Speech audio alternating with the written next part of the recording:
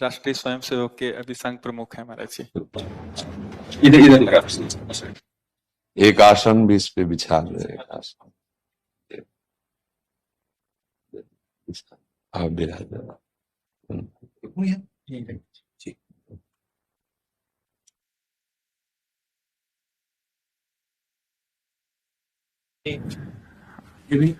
हाँ पहना राधा राधा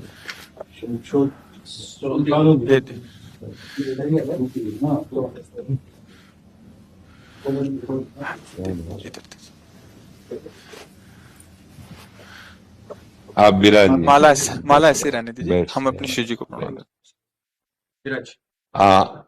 और किसी को कुर्सी की आवश्यकता हो तो मंगा लें, अगर जमीन में बैठना बैठ जी महाराज जी, बस दर्शन करने थे, आपकी बात वीडियो पर सुनी तो लगा एक बार देख लेना चाहिए। चाह मिटी चिंता गई मनुआ बेपरवाह, ऐसे लोग कम देखने को मिलते। देखो, अपने लोगों का जन्म जो भगवान ने दिया है ना, ये सिर्फ सेवा के लिए दिया है। व्यवहारिकी सेवा और आध्यात्म की सेवा, ये दोनों सेवाएं अति अनिवार्य है।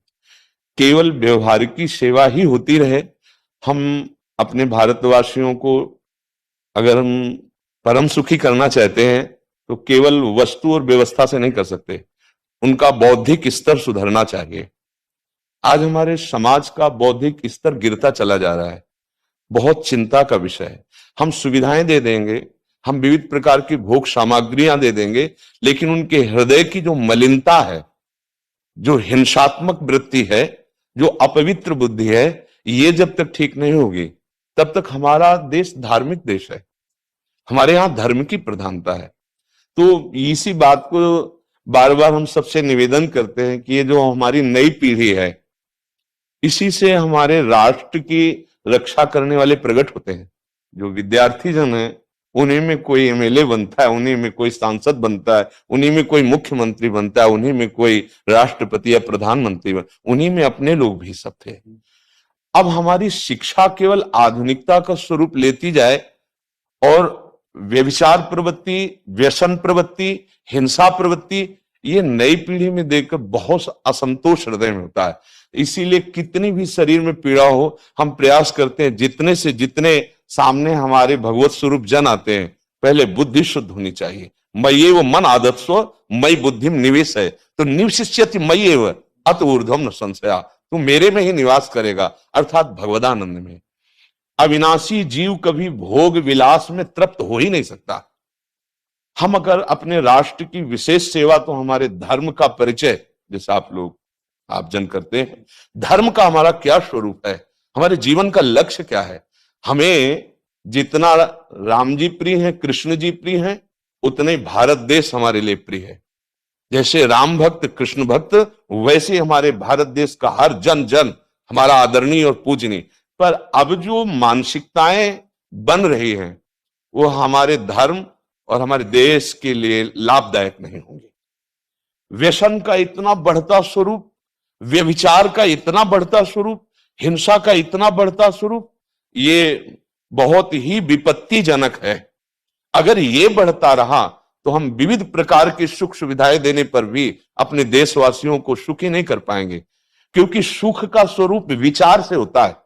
सुख और दुख की स्थिति सत्य नहीं है, आगमा पाइनो अनित्यास, लेकिन हमारा विचार, और विचार हमारा गंदा हो रहा है। बस हमारा उद्देश्य यही है कि हमारे देशवासियों का विचार शुद्ध होना चाहिए।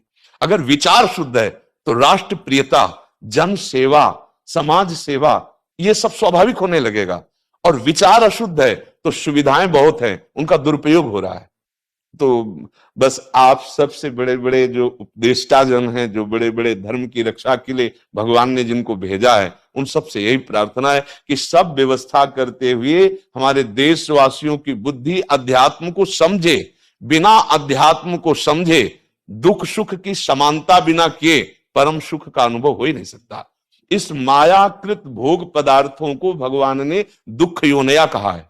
मानो एक बोर्ड लगा दिया, दुखालयम अशाश्वतम, और हम सब यही चाहते हैं कि लौकिक भोगों को भोगने से ही हमारा राष्ट्र सुखी हो जाएगा या हम सुखी हो जाएंगे। नहीं, लौकिक भोगों को पूजन सामग्री बना करके और साध्य सच्चिदानंद प्रभु को रखा जाए तो आनंद की उमंगन हो जाएगी। बहुत सुंदर मानव जीवन का स्वरूप है जिसे देव दुर्लभ कहा गया। दुर्लभो मानुषो देहो, लेकिन क्या दुर्लभता शब्द स्पर्श रूप रस गंध इन्हीं विषय के भोगने की या इन्हीं सुविधाओं के लिए दुर्लभ कहा गया?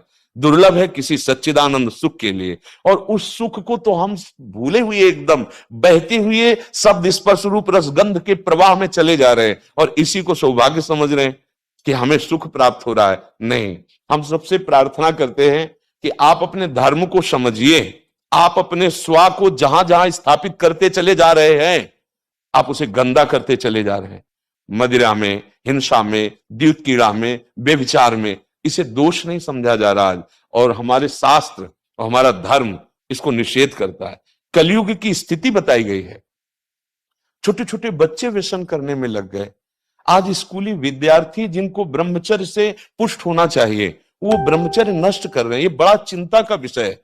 हमारे देश के लिए जो जवान चाहिए, हमारे देश के लिए जो भक्ति चाहिए, उसमें बुद्धि और शरीर बल दोनों होना चाहिए। शरीर बल क्षीण हो रहा है क्योंकि व्यभिचार प्रवृत्ति में बहुत कमजोर अवस्था में, जैसे गेहूं की फसल है और गलेथ में काट ली जाए तो ना दाना मिलेगा ना सही भूस मिलेगा, ऐसे ही 20 वर्ष की अवस्था तक यदि ब्रह्मचर्य नष्ट कर दिया जाए तो वो गृहस्थ के योग्य में नहीं रह सकता। राष्ट्र सेवा की क्या बात है।